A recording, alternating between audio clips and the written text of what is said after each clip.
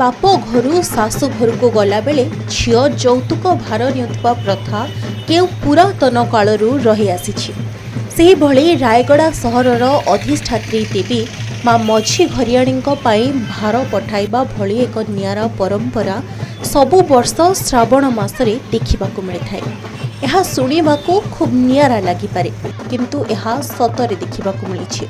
रायगड़ार अधिष्ठात्री देवी माँ मझी घरियाणी पाखरे श्रद्धालु माने भारे मिठा, आरिसा, काकरा, लडू, कदली, रसगोला भली विभिन्न प्रकार पिठा और मिठा, सिंदूर, चंदन, हलदी, शाढ़ी, चूड़ी, कजल एवं सुना अलंकार भूटी दे माँ को आशीर्वाद भिक्षा करिसेंती।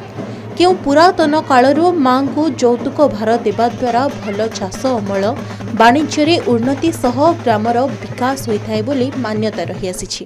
एठी तेलुगु संप्रदाय लोक बहुत आसंती एवं आमर आषाढ़ शेष से माने विश्वास माँ पाखे किसी भोग चढ़ेले से उन्नति हम एवं चाषीवासी सब सुख रहे भल रहे गाँव उन्नति हम एवं सहर भल रहे। लोके माने मानिस करते छेली कि कुकुड़ा आनिकी से माँ पाखे समर्पण करते एवं से परिवर्तन हो से माने कौन मिठा आकार रे बहुत प्रकार मिठा आनी एवं नड़िया आनी शाढ़ी आनी से माँ पाखे समर्पण कर प्रति वर्ष श्रावण मासरे माँ को समस्ते पुरातन काल रे माँ को बलि देउथिले, किंतु से बलि जाक आजिकाली बंद हो आमे माँ को पिठा पणा सब समर्पण करूछु।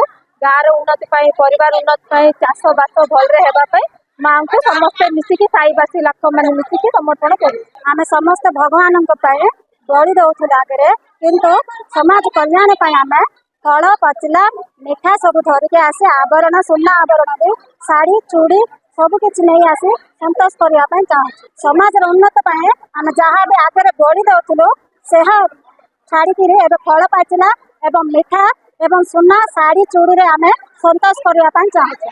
रायगड़ा सहर स्थित नेहरू नगर तेलुगु संप्रदायर 150 रु 200 महिला माने खाली पादरे नगर परिक्रमा करथिले।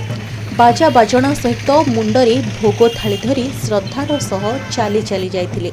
प्रथमे ग्राम देवी माँ बोरोदाला पालव माँ निकटरे भोग नैवेद्य दे पहुंची थिले रायगड़ार अधिष्ठात्री देवी माँ मझी घरियाणी निकटरे। सेठारे साथिरे नैथिबा भोग को अर्पण करथिले माँ पाखरे। तेबे आषाढ़ शेष और श्रावण आरंभ रे माँ को एभली भोग देवार प्रथा केउ आदिम कालरू रही आसीछि। भोग राग सह नैवेद्य दे माँ करुणा मनासी थांती भक्त माने। रायगड़ारू अमूल्य रत्न साहू रिपोर्ट, के न्यूज ओडिशा।